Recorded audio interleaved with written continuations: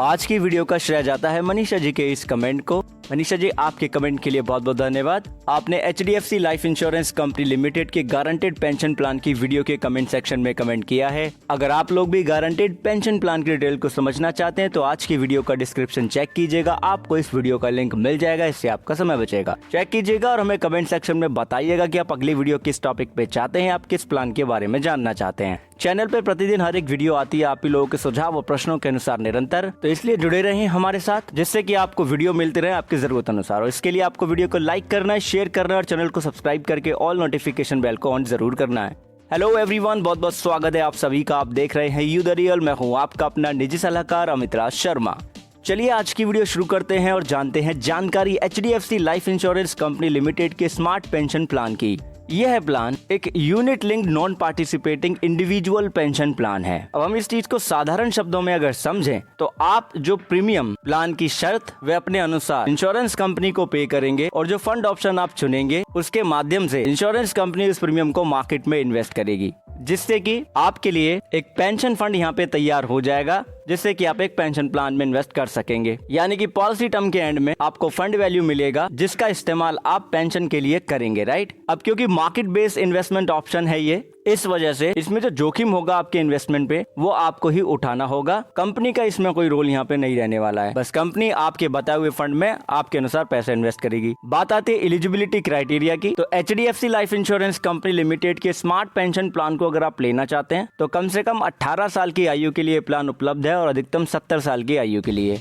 Maturity as का जो limit है, जिसे यहाँ पे वेस्टिंग एज कहा गया है, वो है 40 साल से लेकर के 80 साल तक, यानी कि 80 साल की उम्र तक पॉलिसी में अंडर द कवर रह सकते हैं। पॉलिसी टर्म है 5 साल से लेकर के 55 साल। प्रीमियम पेमेंट टर्म के यहाँ पे 2 ऑप्शन मिलते हैं, 3 ऑप्शन। पहला है 5 पे, यानी कि 5 साल तक के लिए प्रीमियम पे करेंगे, जिसे हम लिमिटेड पे कहते हैं। दूसरा है सिंगल पे, यानी कि सिंगल प्रीमियम। तीसरा है रेगुलर पे, यानी कि पॉलिसी टर्म के बराबर प्रीमियम पे करना। अब बात आती है यहाँ पे मोड ऑफ प्रीमियम के साथ में मिनिमम प्रीमियम के लिमिट की, तो जानकारी हमारी स्क्रीन के ऊपर है। अगर हमने 5 पे ऑप्शन लिया होगा, यानी कि हम 5 साल तक ही प्रीमियम पे करना चाहते हैं, तो उस दशा में कम से कम 1 लाख रुपए का सालाना प्रीमियम होना चाहिए। और अगर आप छमाही प्रीमियम पे करना चाहेंगे तो कम से कम 50,000 रुपए का प्रीमियम होना चाहिए। अगर आप मासिक किस्तों में प्रीमियम पे करेंगे तो कम से कम 10,000 रुपए का प्रीमियम आपको पे करना होगा और ये ऑटो डेबिट होगा आपके अकाउंट से। 5 पे के अलावा आप 10 साल, 11 साल, 15 साल या पॉलिसी टर्म के इक्विवेलेंट प्रीमियम पेमेंट टर्म लेते हैं तो सालाना 30,000 रुपए का प्रीमियम कम से कम पे करना होगा। छमाही 15,000 रुपए का और मासिक 3,000 रुपए का कम से कम प्रीमियम का लिमिट रखा गया है, जो कि ऑटो डेबिट होगा आपके बैंक अकाउंट से। और मासिक किस्त के दौरान हो सकता है कि कम से कम 2 या प्रीमियम एक साथ पे करनी पड़े। अगर आप वन टाइम प्रीमियम पे करना चाहते हैं, यानी कि सिंगल पे, तो कम से कम 1 लाख रुपए का प्रीमियम पे करना होगा। मिनिमम टॉप अप प्रीमियम का जो लिमिट है वो 10,000 रुपए का है और टॉप अप प्रीमियम का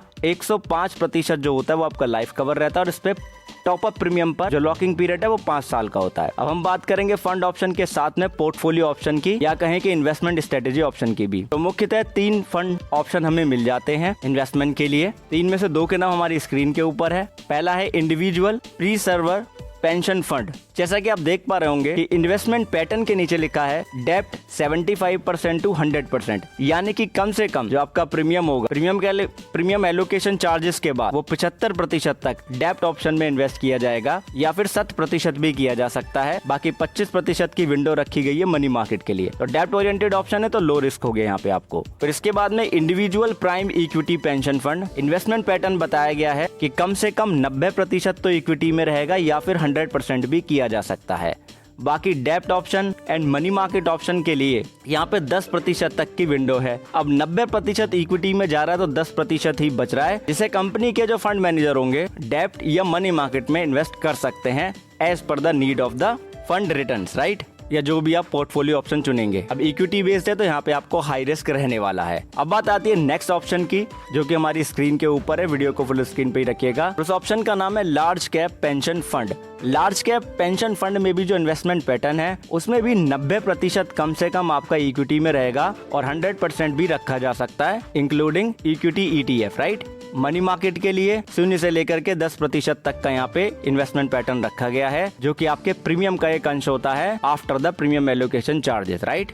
तो इक्विटी ओरिएंटेड है, यहाँ पे भी आपको हाई रिस्क रहने वाला है। जो नेक्स्ट फंड का ऑप्शन है यहाँ पे वो है पॉलिसी डिसकंटिन्यू फंड। अब ये जो डिसकंटिन्यू पॉलिसी पेंशन फंड है यहाँ पे, ये वो फंड होता है जब आप प्रीमियम पेमेंट टर्म के दौरान बीच में ही प्रीमियम पे करना बंद कर देते हैं, तो ऐसे में इसी फंड में सारी यूनिट को ट्रांसफर कर दिया जाता है, क्योंकि यहाँ पे गवर्नमेंट सिक्योरिटीज में कम से कम 60% तक आपका पैसा जाएगा। जो आपकी यूनिट होंगी वो एलोकेट की जाएंगी इस तरीके से, और अधिकतम 40% तक मनी मार्केट इंस्ट्रूमेंट में। तो जोखिम यहाँ पे आपको ना के बराबर रहता है, जिसे हम वेरी लो रिस्क कैटेगरी में रख सकते हैं। लेकिन पॉलिसी को डिसकंटिन्यू करते तो कुछ चार्जेस भी हमें देने होते हैं, वो आगे चल के जानेंगे। अभी मैं आपको बताता हूँ पोर्टफोलियो ऑप्शन यानी कि इन्वेस्टमेंट स्ट्रेटेजी के बारे में। तो 3 ऑप्शन आपको मिलते हैं। पहला है ऑटोमेटिक असेट रीबैलेंसिंग स्ट्रेटेजी। अब इसके अंदर होगा क्या, ऑटोमेटिक है, असेट्स का रीबैलेंस किया जा रहा है, तो कॉम्बिनेशन होगा इक्विटी एंड डेब्ट का, right.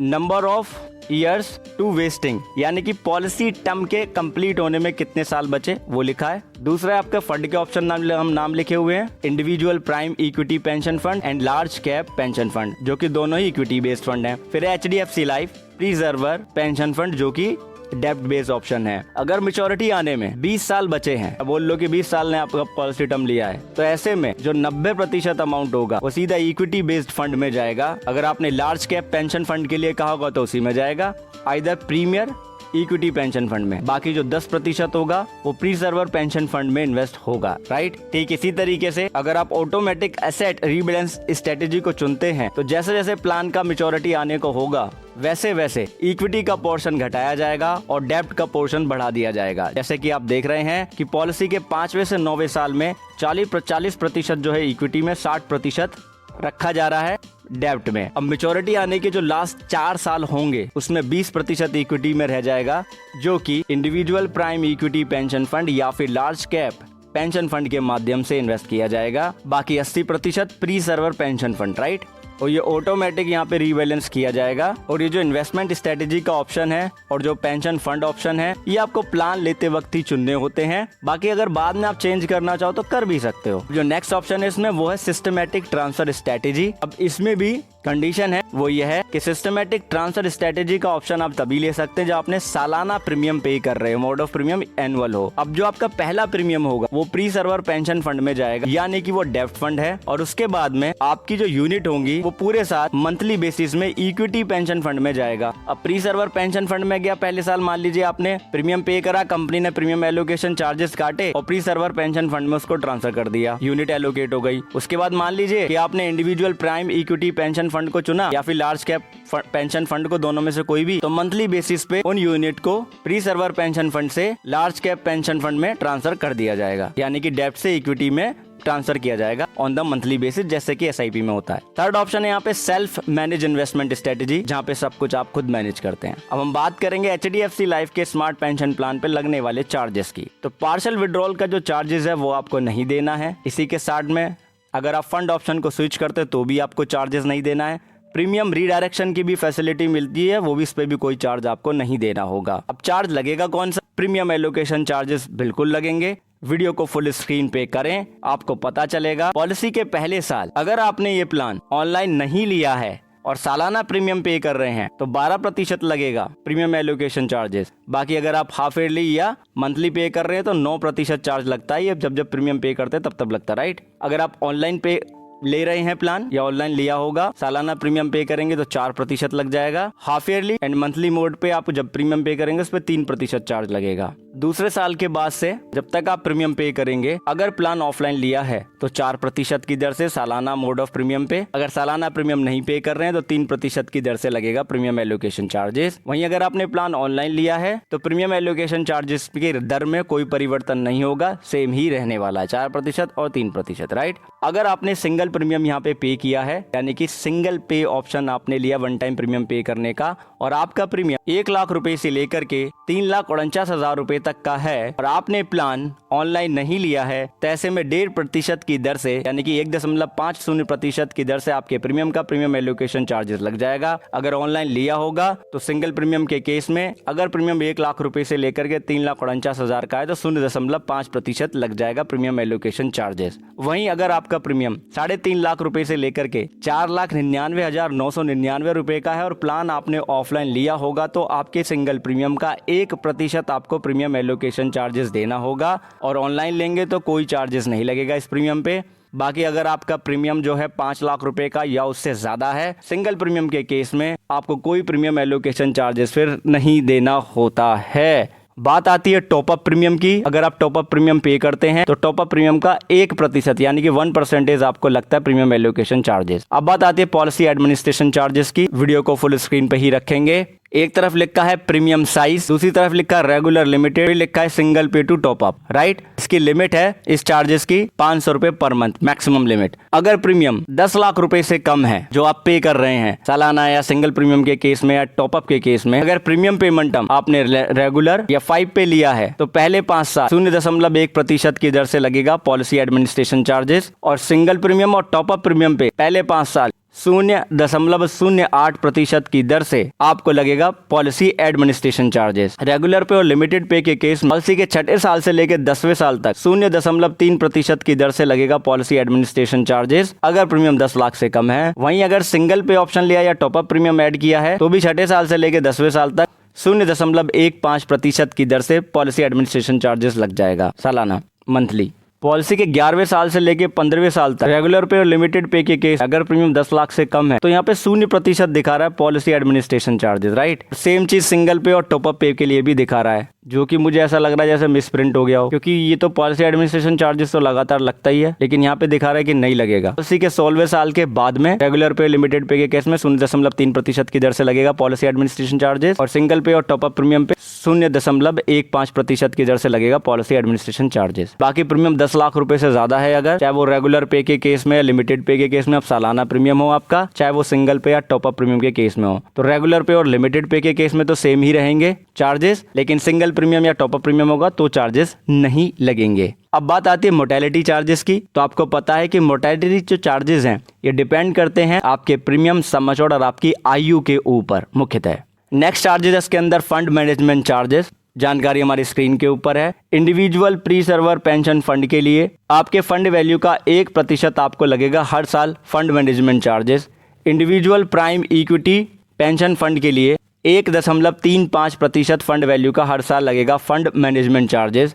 Large cap pension fund पे 0.85% की दर से लगेगा फंड मैनेजमेंट चार्जेस। ठीक है जी, ये बात हुई यहाँ पे फंड मैनेजमेंट चार्जेस की। इसी के साथ में पॉलिसी को अगर आप डिसकंटिन्यू करते हो पॉलिसी के पहले 5 साल के अंदर, तो 1000 रुपए से लेकर के 6000 रुपए तक का पॉलिसी डिसकंटिन्यू चार्ज लग सकता है। डिपेंड करेगा कि आप ऐसा कौन से साल पे कर रहे हैं और कितना प्रीमियम आप पे कर रहे हैं। 5वें साल पे अगर करते हैं या 5वें साल के बाद पॉलिसी को डिसकंटिन्यू करते हैं तो कोई चार्जेस नहीं लगेगा पॉलिसी डिसकंटिन्यू। अब हम यहाँ पे HDFC लाइफ के स्मार्ट पेंशन प्लान के बेनिफिट की बात करेंगे। तो सबसे पहला बेनिफिट हमें देखने के लिए मिलता है पॉलिसी के ब्रोशर में, वो है लॉयल्टी एडिशन। पॉलिसी के 10वें साल से लेकर 19वें साल तक आपके फंड वैल्यू का 0.25% आपको मिलता है लॉयल्टी एडिशन, और पॉलिसी के 20वें साल से 0.50% मिलता है आपके फंड वैल्यू का लॉयल्टी एडिशन। इसके लिए प्रीमियम का लिमिट रखा है कि कम से कम 1 लाख तो होना ही चाहिए। इसी के साथ प्लान में बेनिफिट दिया गया है कि वेस्टिंग डेट को आप आगे बढ़ा सकते हैं अगर आपकी आयु मैच्योरिटी पे 60 साल से कम है तो, कि मान लो कि मैच्योरिटी आपको लगा कि अमाउंट कम है तो आप थोड़ा एक्सपेंड कर सकते हो। इसी के साथ प्रीमियम पेमेंट टर्म के अंदर चेंजेस करना चाहते हैं वो भी कर सकते हैं मिनिमम लिमिट तक। बात आती है पार्शियल विड्रॉल की। तो आपको पता है कि यूनिट लिंक प्लान में 5 साल का लॉकिंग पीरियड होता है, वो होते हैं पहले 5 साल पॉलिसी के।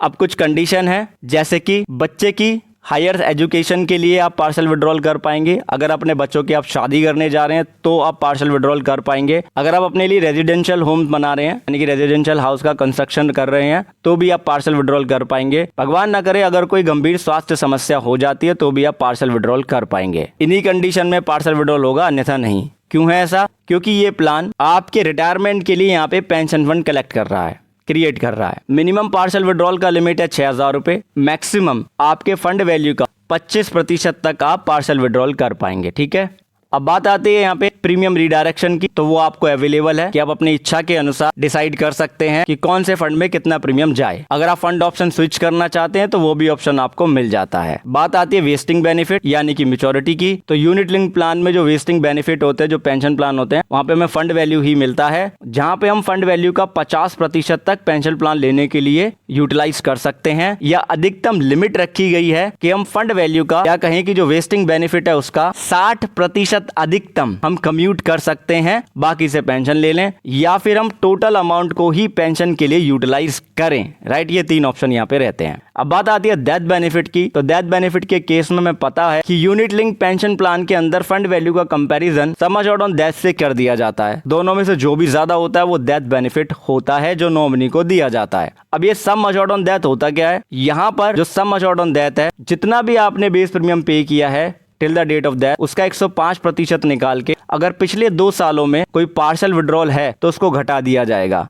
अमाउंट जो आएगा वो सम अश्योर्ड ऑन डेथ होगा। अब यहाँ पे जो डेथ बेनिफिट जब नॉमिनी को मिलेंगे तो उनके ऊपर निर्भर करेगा कि वो पेंशन प्लान लेना चाहते हैं या नहीं लेना चाहते हैं, या एक भाग का ही लेना चाहते हैं, जैसे कि 50% और 50% वो कम्यूट करना चाहें तो वो कर सकते हैं, उनके पास ये फ्लेक्सिबिलिटी रहेगी। अब हम यहाँ पे प्रीमियम कैलकुलेटर का यूज करके थोड़ा सा देख लेते हैं कि अगर श्रीमान ए एक स्वस्थ व्यक्ति हैं और उनकी आयु 30 साल की है, वो पॉलिसी टर्म लेते हैं 15 साल का, लेकिन पीपीटी यानी कि प्रीमियम पेमेंट टर्म ले रहे हैं केवल 10 साल का और सालाना 50,000 रुपए का प्रीमियम पे कर रहे हैं। समझ और इसमें होगा नहीं क्योंकि ऐसे प्लान के अंदर लाइफ कवर नहीं होता। तो जब आप कैलकुलेट करेंगे तो कंपनी आपको दिखाती है वहां पे कि individual pre server pension fund का जो ओवरऑल रिटर्न रहा है जब से फंड ऑप्शन अवेलेबल हुआ तब से लेके अब तक, वो 9.23% का रहा है, और लार्ज कैप पेंशन फंड का जो रिटर्न रहा है जब से पेंशन फंड आया इनकी तरफ से तब से लेके अब तक, वो 16.98% रहा। Individual prime equity pension fund का 9.23% रहा है रेट ऑफ रिटर्न जब से ये पेंशन फंड ऑप्शन अवेलेबल हुआ तब से लेके अब तक। राइट, तब मान लेते हैं कि श्रीमान इन्हें लार्ज कैप पेंशन फंड यहाँ पे चुन लिया। अब जो पॉलिसी का जो प्रीमियम कैलकुलेटर है वो यहाँ पे सजेस्ट करता है कि अगर आयु 30 साल की है तो जब हमने उदाहरण लिया उसके अनुसार अगर 8% की दर से रेट ऑफ रिटर्न रहता है सारे चार्जेस काटने के बाद में, तो 9,53,946 रुपए का यहाँ पे फंड वैल्यू मिल सकता है। और अगर 4% की दर से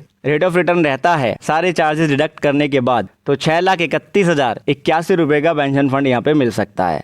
कब? जब आयु 30 साल की हो, 15 साल का पॉलिसी टर्म हो, 10 साल का प्रीमियम पेमेंट टर्म हो और सालाना प्रीमियम जो हो 50,000 रुपए का हो। अब जहां से ही हमने कैलकुलेशन की है उस कैलकुलेटर का जो लिंक है आपकी सुविधा के लिए हमने आज की वीडियो के डिस्क्रिप्शन में दे दिया है। तो जब आप वीडियो का डिस्क्रिप्शन चेक करेंगे वहां पे आपको रेफरेंस सेक्शन मिलेगा, वहां पे आपको लिंक मिल जाएगा, आप खुद भी कैलकुलेट कर पाएंगे। अब हम लार्ज कैप पेंशन फंड की एनएवी की बात करें तो अक्टूबर 2020 की यहाँ पे जानकारी शेयर कर रहे हैं अभी, जैसे कि आप स्क्रीन पे देख रहे हैं। अक्टूबर 2020 में लार्ज कैप पेंशन फंड का एनएवी रहा 10 रुपए का, राइट, पर यूनिट जो एनएवी होता है वो। और 21/7 यानी कि 21 जुलाई 2023 को इसका जो एनएवी हो गया वो 16.3526 हो गया, यानी कि 16 रुपए 35 पैसे के आसपास। यहाँ पे हमें ये भी बताया गया है कि पिछले 52 हफ्तों में 26/7/2022 को इसका एनएवी 13.6001 हो गया था। सबसे ज्यादा जो हाईएस्ट रहा पिछले 52 हफ्तों में वो 20/7/2023 में 16.5265 रहा। अब आप खुद भी चेक करना चाहेंगे सारी एनएवी की डिटेल, तो इसका जो लिंक है वो भी मैंने आज की वीडियो के डिस्क्रिप्शन के रेफरेंस सेक्शन में दे दिया है। उस लिंक पे जब आप क्लिक करेंगे तो ऐसा इंटरफेस वहां पे ओपन हो जाएगा ऑटोमेटिकली। आप फंड सेलेक्ट कर लेंगे और डिटेल आपके सामने आ जाएगी। आपने वीडियो अंत तक देखा, बहुत बहुत धन्यवाद। एक चीज खुद भी समझें, दूसरों को भी समझाएं कि इंश्योरेंस एक प्रोटेक्शन है, प्रोटेक्शन कभी अधूरी नहीं लेते। और जो यूनिट लिंक प्लान होते हैं इनमें बाजार संबंधित जोखिम बना रहता है, इसलिए अच्छे से प्लान को समझ के तभी आपको इन्वेस्ट करना चाहिए, अगर आप लोग करना चाहते हो तो अपनी स्वेच्छा से। बाकी जानकारी क्लियर है तो प्लीज वीडियो को लाइक करें, शेयर करें, चैनल को सब्सक्राइब करें।